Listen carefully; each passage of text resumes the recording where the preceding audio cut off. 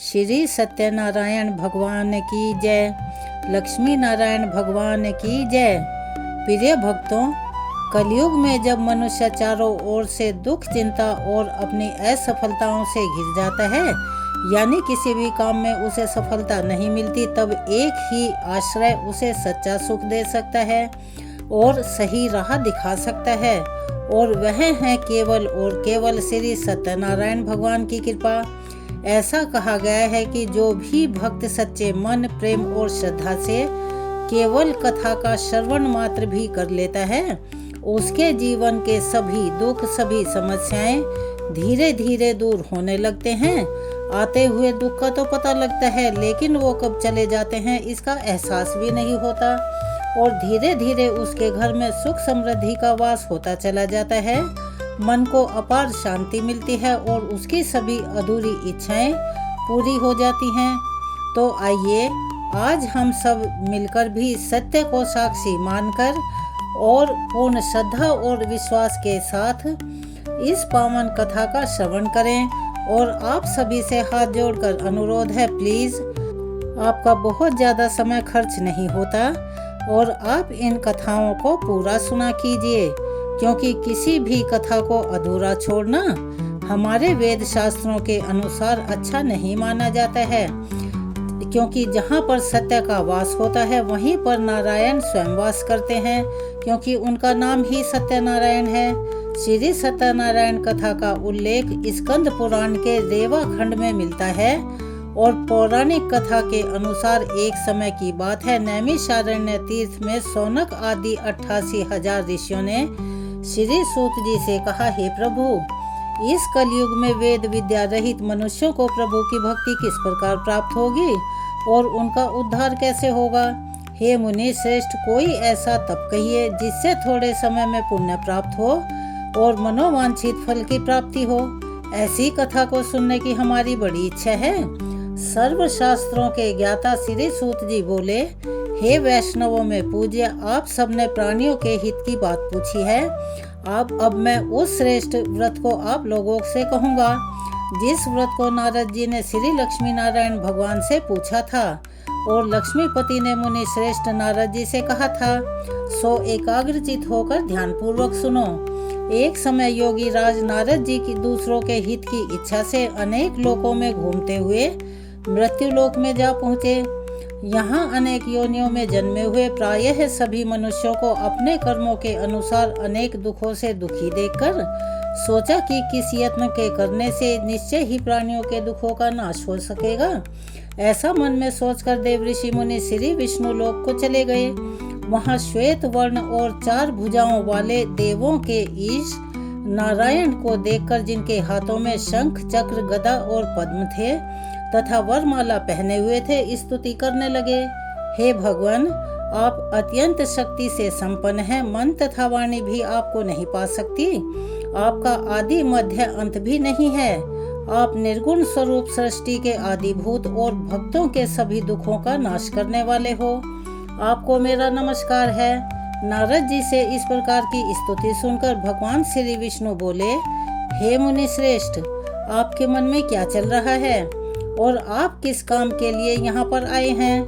निसंकोच होकर कहिए। तब नारद मुनि बोले, प्रभु, मृत्यु लोक में सब मनुष्य जो अनेक योनियों में पैदा हुए हैं, अपने अपने कर्मों के द्वारा अनेक प्रकार के दुखों से पीड़ित हो रहे हैं।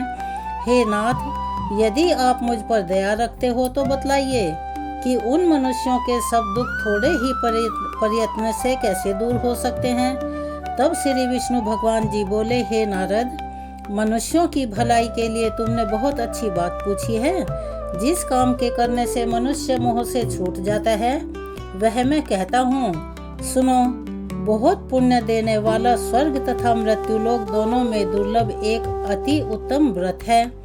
आज मैं प्रेमवश होकर तुमसे कहता हूँ, श्री सत्यनारायण भगवान का यह व्रत अच्छी तरह से विधि विधान पूर्वक करके मनुष्य धरती पर आयु पर्यंत सुख भोग कर मरने पर मोक्ष को प्राप्त होता है।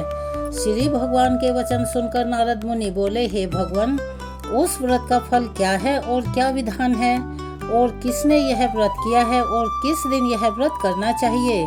विस्तार पूर्वक कहिए। भगवान विष्णु बोले, हे नारद, दुख शोक आदि को दूर करने वाला, धन धान्य को बढ़ाने वाला, सौभाग्य तथा संतान को देने वाला यह व्रत सब स्थानों पर विजय दिलवाने वाला है। भक्ति और श्रद्धा के साथ किसी भी दिन जरूरी नहीं है कि पूर्णिमा को ही किया जाए। मनुष्य श्री सत्यनारायण की प्रातः काल के समय ब्राह्मणों और बंधुओं के साथ धर्मपरायण होकर पूजा करें। भक्ति भाव से नैवेद्य केले के फल, शहद, घी, दूध और गेहूं का आटा सवाया लें। गेहूं के अभाव में साठी का चूर्ण भी ले सकते हैं और सब पदार्थों को भगवान को अर्पण कर दें तथा बंधुओं सहित ब्राह्मणों को भोजन करावें। उसके पश्चात स्वयं भोजन करें। रात्रि में नृत्य गीत आदि का आयोजन कर सत्यनारायण भगवान का ध्यान करते हुए समय बिताएं। इस तरह व्रत करने पर मनुष्यों की इच्छा निश्चय ही पूरी होती है।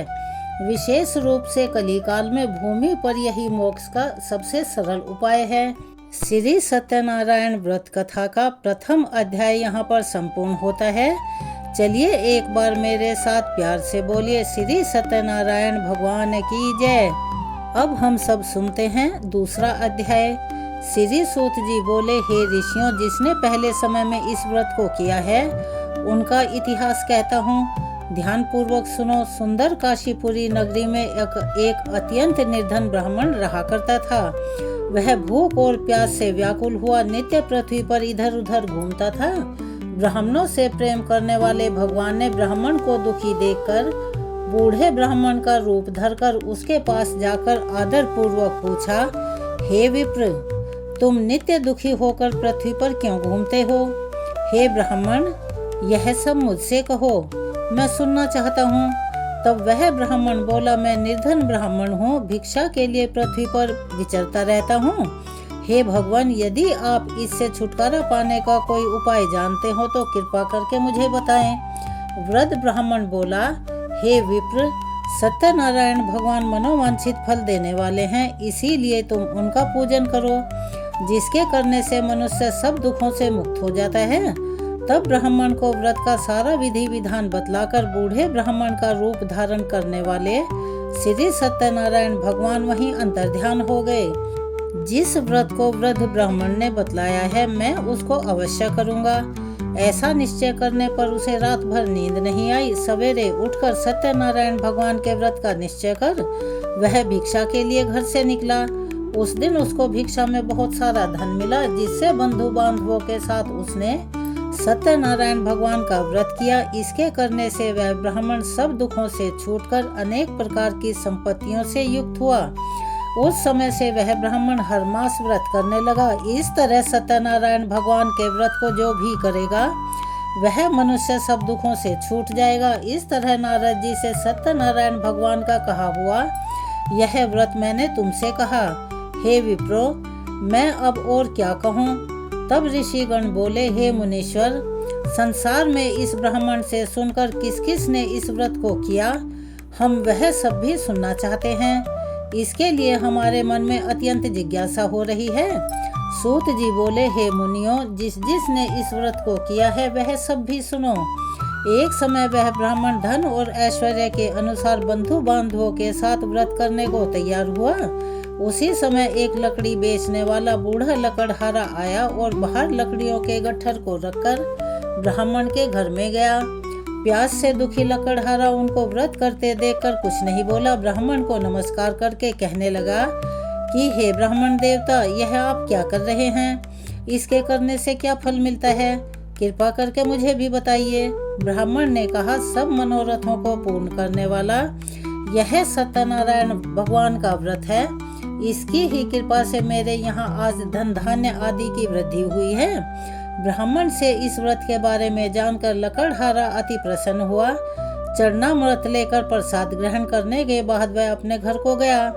अगले दिन लकड़हारे ने अपने मन में इस प्रकार का संकल्प लिया कि आज गांव में लकड़ी बेचने से जो भी धन मिलेगा उसी से मैं सत्यनारायण भगवान का उत्तम व्रत करूंगा। ऐसा मन में निश्चय कर वह बूढ़ा लकड़हारा लकड़ियां अपने सिर पर रखकर जिस नगर में धनवान लोग रहा करते थे एक ऐसे ही सुंदर नगर में जा पहुंचा। उस दिन वहां पर उसे उन लकड़ियों का दाम पहले से 4 गुना मिला।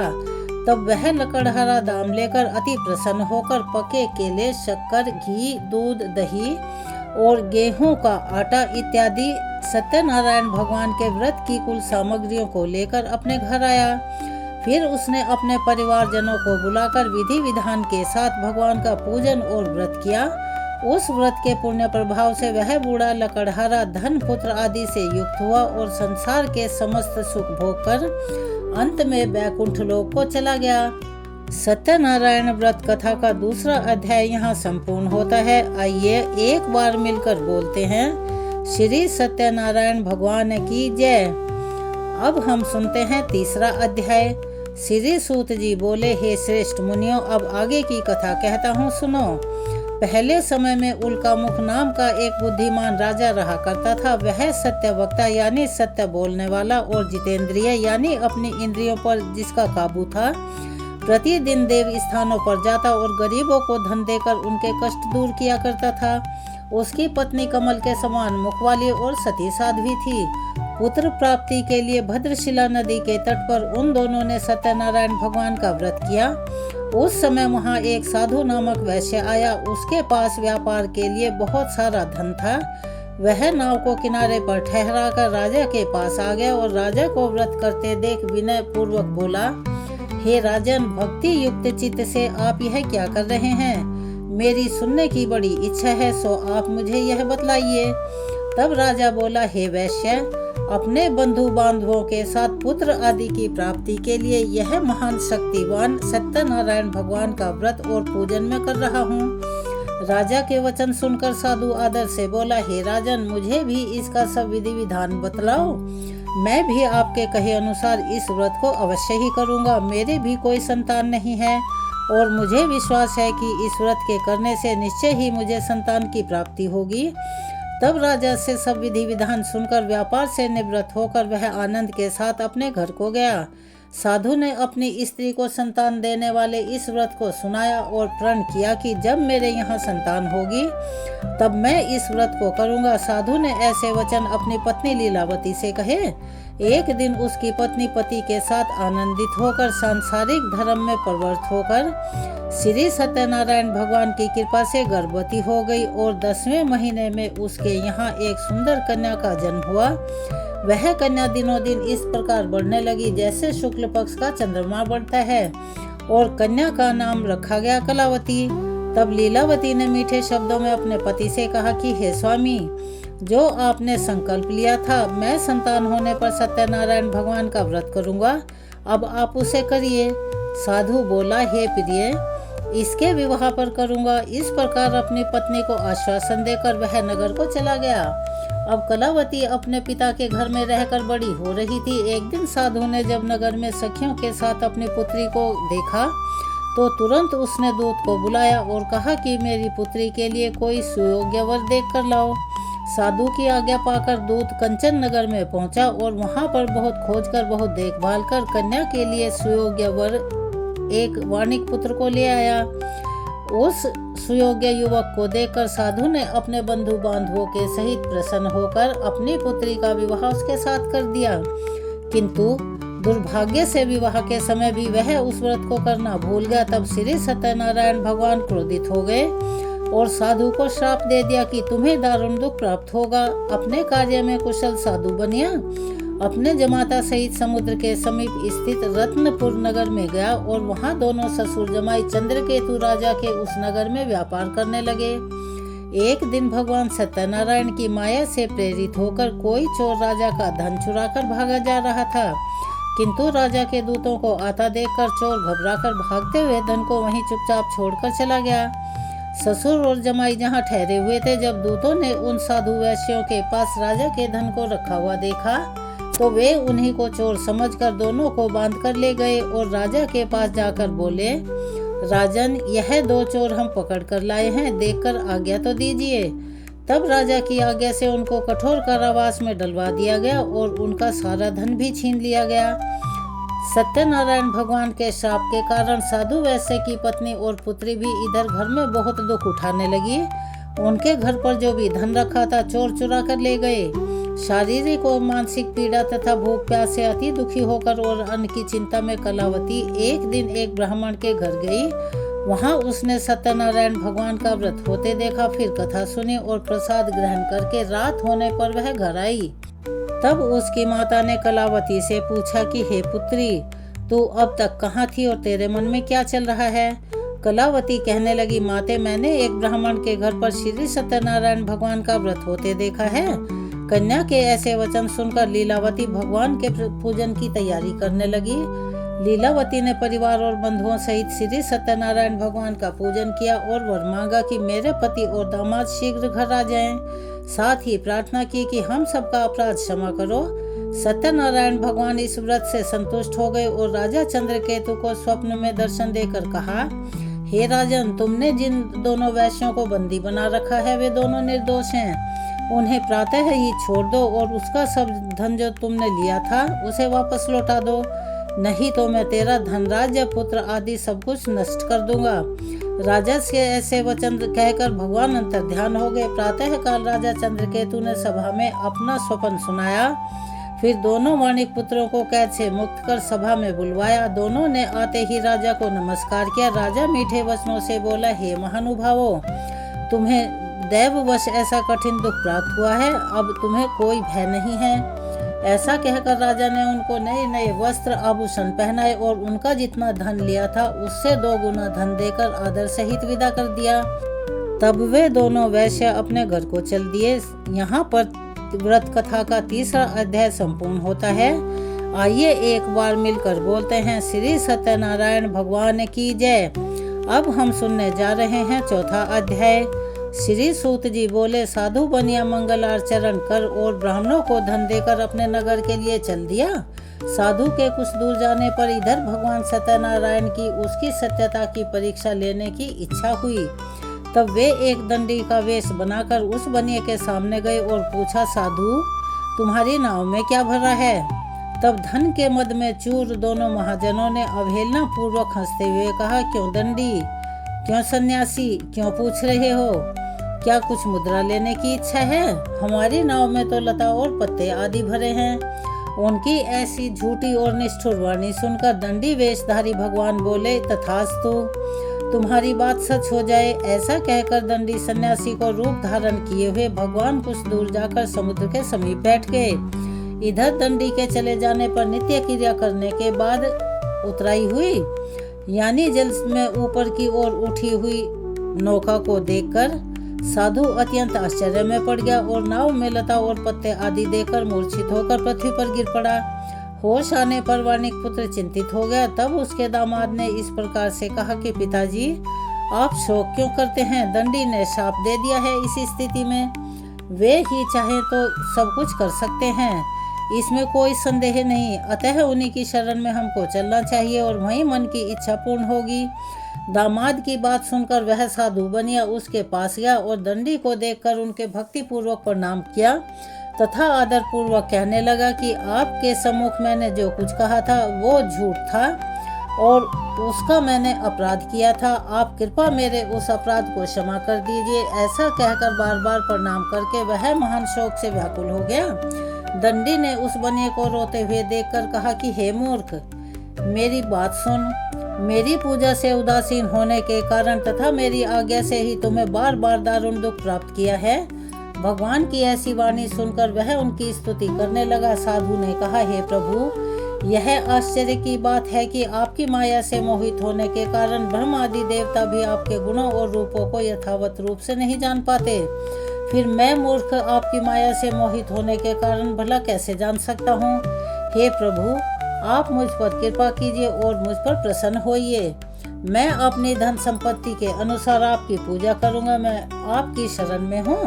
मेरा जो नौका में स्थित पूरा धन था उसकी और मेरी रक्षा करें। उस बनिए की भक्ति युक्त वाणी सुनकर भगवान जनार्दन खुश हो गए। भगवान जनार्दन उसके अभीष्ट वर प्रदान कर वहीं से अंतर्ध्यान हो गए। इसके बाद वह साधु अपनी नौका में चढ़ा और उसे धन धान्य से भरी हुई देखकर भगवान सत्यदेव की कृपा से हमारा मनोरथ सफल हो गया है, ऐसा कहकर स्वजनों के साथ उसने भगवान की विधिवत पूजा की। भगवान श्री सत्यनारायण की कृपा से वह आनंद से परिपूर्ण हो गया और नाव को प्रयत्न पूर्वक संभालकर उसने अपने देश के लिए प्रस्थान किया। साधु बनिए ने अपने दामाद से कहा, वह देखो मेरी रत्नपुरी नगरी दिखाई दे रही है। इसके बाद उसने अपने धन के रक्षक दूत को अपने घर आने का समाचार देने के लिए अपनी नगरी में भेज दिया। उसके बाद उस दूत ने नगर में जाकर साधु की पत्नी को हाथ जोड़कर प्रणाम किया और उसके लिए अभिष्ट बात की। सेठ जी अपने दामाद और बंधु वर्ग के साथ बहुत सारे धन धान्य से संपन्न होकर नगर के निकट पधार गए हैं। दूत के मुख से यह बात सुनकर वह अत्यंत आनंदित हुई और उस साध्वी ने श्री सत्यनारायण की पूजा करके अपनी पुत्री से कहा, पुत्री मैं साधु के दर्शन करने के लिए जा रही हूँ, तुम भी जल्दी से आ जाना। माता का ऐसा वचन सुनकर व्रत को समाप्त करके प्रसाद का परित्याग करके कलावती भी अपने पति का दर्शन करने के लिए चल पड़ी। इससे भगवान सत्यनारायण रुष्ट हो गए और उन्होंने उसके पति को तथा नौका को धन के साथ ही हरण करके जल में डुबो दिया। इसके बाद कलावती कन्या अपने पति को ना पाकर महान शोक से रुदन करते हुए पृथ्वी पर गिर पड़ी। नाव का आदर्शन यानी के नहीं दिखना और कन्या को अत्यंत दुखी देखकर भयभीत मन से साधु बनिए ने सोचा कि यह क्या आश्चर्य हो गया। नाव का संचालन करने वाले भी सभी चिंतित हो गए। इसके बाद वह लीलावती भी कन्या को देखकर दुख से व्याकुल हो उठी और अत्यंत दुख के कारण विलाप करती हुई अपने पति से इस प्रकार बोली, स्वामी अभी अभी नौका के साथ यह अदृश्य कैसे हो गया। ना जाने किस देवता की अपेक्षा से यह नौका हरण कर ली गई या फिर श्री सत्यनारायण का महात्म्य भला कौन जान सकता है। ऐसा कहकर वह अपने परिवारजनों के साथ विलाप करने लगी और कलावती कन्या को गोद में लेकर रोने लगी। कलावती भी अपने पति के नष्ट हो जाने पर दुखी हो गई और पति की पादुका लेकर उनका अनुगमन करने के लिए उसने मन में निश्चय किया। कन्या के इस प्रकार के आचरण को देखकर पत्नी सहित वह धर्म के साधु बनिया अत्यंत शोक से व्याकुल हो गया और सोचने लगा, या तो भगवान सत्यनारायण ने यह अपहरण किया है या फिर हम सभी भगवान सत्यदेव की माया से मोहित हो गए हैं। अपने धन की शक्ति के अनुसार मैं भगवान श्री सत्यनारायण की पूजा करूंगा। तब सभी को बुलाकर इस प्रकार कहकर अपने अपने मन की इच्छा प्रकट की और बारंबार भगवान सत्यदेव को दंडवत प्रणाम किया। इससे दिनों के परिपालक भगवान सत्यदेव प्रसन्न हो गए। भक्त वत्सल भगवान ने कृपा पूर्वक आकाशवाणी की कि तुम्हारी कन्या प्रसाद को छोड़कर अपने पति को देखने के लिए चली आई है। निश्चय ही इस कारण उसका पति अदृश्य हो गया है। यदि घर जाकर वह प्रसाद ग्रहण करके वापस लौटे तो हे साधु बनिया तुम्हारी पुत्री पति को प्राप्त करेगी, इसमें शंका नहीं है। कलावती ने भी यह दिव्य आकाशवाणी सुनी तो वह शीघ्र ही अपने घर गई और उसने प्रसाद ग्रहण किया। वापस आकर उसने अपने परिवारजनों और अपने पति को भी देखा। तब कलावती कन्या ने अपने पिता से कहा कि पिताजी अब तो घर चलिए, देरी क्यों कर रहे हैं। कन्या की बात सुनकर वार्णिक पुत्र संतुष्ट हो गया और विधि विधान से भगवान सत्यनारायण का पूजन करके धन तथा बंधु बांधवों के साथ अपने घर को गया। इसके बाद पूर्णिमा और संक्रांति पर्वों पर भगवान सत्यनारायण का पूजन करते हुए इस लोक में सुख भोग कर अंत में वह सत्यपुर बैकुंठ लोक को चला गया। यहाँ पर व्रत कथा का चौथा अध्याय संपूर्ण होता है। चलिए एक बार सभी मिलकर बोलते हैं, श्री सत्यनारायण भगवान की जय। अब हम आपको सुना रहे हैं 5वां अध्याय। श्री सूत जी बोले, श्रेष्ठ मुनियों अब इसके बाद मैं दूसरी कथा कहूँगा, आप लोग ध्यान पूर्वक सुनिए। अपने प्रजा का पालन करने में तत्पर तुंग ध्वज नाम का एक राजा था। उसने सत्यदेव के प्रसाद का परित्याग करके दारुण दुख प्राप्त किया। एक बार वह वन में बहुत से पशुओं को मारकर वट वृक्ष के नीचे आया। वहां उसने देखा कि गोपगण बंधु बांधवों के साथ संतुष्ट होकर प्रसन्न होकर भक्ति भाव से सराबोर भगवान सत्यदेव की पूजा कर रहे हैं। राजा यह देखकर भी अहंकार के वश में ना तो उनके वहां गया और ना उसने भगवान सत्यनारायण को प्रणाम ही किया। पूजन के बाद सभी गोपगण भगवान का प्रसाद राजा के पास लेकर आए और वहां रखकर लौट गए और इच्छा के अनुसार उन सभी ने भगवान का प्रसाद ग्रहण किया। इधर राजा को भगवान का प्रसाद का परित्याग करने से बड़ा दुख मिला। उसका संपूर्ण धन धान्य और सभी उसके पुत्र नष्ट हो गए। राजा ने मन में यह निश्चय किया कि अवश्य ही भगवान सत्यनारायण ने हमारा सर्वनाश कर दिया है, इसीलिए मुझे वहां जाना चाहिए जहां श्री सत्यनारायण का पूजन हो रहा था। ऐसा मन में निश्चय करके वह राजा गोपगणों के समीप गया और उसने गोपगणों के साथ भक्ति श्रद्धा से युक्त होकर विधि विधान पूर्वक भगवान सत्यदेव की पूजा की। भगवान सत्यदेव की कृपा से वह पुनः धन और पुत्रों से संपन्न हो गया तथा इस लोक में सभी सुखों का उपभोग कर अंत में सत्यपुर वैकुंठ लोक को प्राप्त हुआ। श्री सूत जी कहते हैं, जो व्यक्ति इस परम दुर्लभ श्री सत्यनारायण के व्रत को करता है और पुण्यमयी तथा फल प्रदायिनी भगवान की कथा को भक्ति युक्त होकर सुनता है, उसे भगवान सत्यनारायण की कृपा से धन धान्य सुख समृद्धि आदि की प्राप्ति होती है। दरिद्र धनवान हो जाता है, बंधन में पड़ा हुआ बंधन से मुक्त हो जाता है, डरा हुआ व्यक्ति भय मुक्त हो जाता है। यह सत्य बात है, इसमें किसी भी प्रकार से संदेह नहीं करना चाहिए। इस लोक में वह सभी इच्छित फलों को भोगकर अंत में सत्यपुर वैकुंठ लोक को जाता है। हे ब्राह्मणों, इस प्रकार मैंने आप लोगों से भगवान सत्यनारायण के व्रत को कहा, जिसे करके मनुष्य सभी दुखों से मुक्त हो जाता है। कलयुग में तो भगवान सत्यदेव की पूजा विशेष फल प्रदान करने वाली मानी गई है। भगवान विष्णु को ही कुछ लोग काल, कुछ लोग सत्य, कोई ईश और कोई सत्यदेव तथा दूसरे लोग सत्यनारायण के नाम से भी जानते हैं। अनेक रूप धारण करके भगवान सत्यनारायण सभी का मनोरथ सिद्ध करते हैं। कलयुग में सनातन भगवान विष्णु ही सत्यव्रत रूप धारण करके सभी का मनोरथ पूर्ण करने वाले होंगे।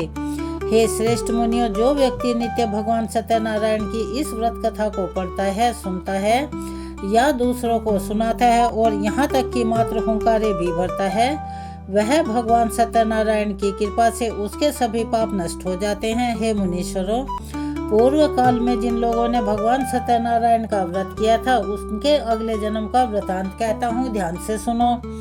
महान प्रज्ञा संपन्न शतानंद नाम के ब्राह्मण सत्यनारायण व्रत करने के प्रभाव से दूसरे जन्म में सुदामा नामक ब्राह्मण हुए और उस जन्म में भगवान श्री कृष्ण का ध्यान करके उन्होंने मोक्ष प्राप्त किया। लकड़हारा भील गुहियों का राजा हुआ और अगले जन्म में उसने भगवान श्री राम की सेवा करके मोक्ष प्राप्त किया। महाराज उल्का मुख दूसरे जन्म में राजा दशरथ हुए, जिन्होंने श्री रंगनाथ जी की पूजा करके अंत में वैकुंठ प्राप्त किया। इस प्रकार सत्यवती साधु पिछले जन्म के सत्यव्रत के प्रभाव से अपने दूसरे जन्म में मोरध्वज नाम के राजा हुए और उन्होंने आरे से चीरकर अपने पुत्र की आधी देह भगवान विष्णु को अर्पित कर मोक्ष प्राप्त किया। महाराज तुंगध्वज जन्मांतर में स्वयंभू मनु हुए और भगवान संबंधी संपूर्ण कार्यों का अनुष्ठान करके वैकुंठ लोक को प्राप्त हुए। जो गोपगण थे वे सब जन्मांतर में ब्रज मंडल में निवास करने वाले गोप हुए और सभी राक्षसों का संहार करके उन्होंने भी भगवान का शाश्वत धाम गोलोक प्राप्त किया। यहाँ पर सत्यनारायण व्रत कथा के सब अध्याय संपूर्ण होते हैं। हमने आपको संपूर्ण कथा सुना दी। चलिए एक बार मिलकर बोलते हैं, श्री सत्यनारायण भगवान की जय, श्री लक्ष्मी नारायण भगवान की जय। अब आपसे हाथ जोड़कर निवेदन है, प्लीज जो चैनल पर नए हैं चैनल को सब्सक्राइब करें, वीडियो को लाइक करें, ज़्यादा से ज़्यादा शेयर करें, बेल आइकन को भी अवश्य ही दबाएं। कमेंट्स बॉक्स में श्री सत्यनारायण भगवान की जय, ओम नमो भगवते वासुदेवाय नमः, हर हर महादेव लिखना ना भूलें। आपका प्यार और सहयोग हमारे लिए अनमोल होता है, कृपया इसे आप हमेशा देते रहिएगा। यह हमारे मनोबल को बढ़ाने के साथ साथ हमारी मदद भी करता है। तो हम उम्मीद करते हैं कि आप अपना सहयोग और प्यार हमें हमेशा प्रदान करते रहेंगे। चलिए मिलते हैं अगली वीडियो में और नई कथा के साथ, कुछ नई जानकारियों के साथ। तब तक के लिए आप सभी को जय श्री कृष्णा, हर हर महादेव, धन्यवाद।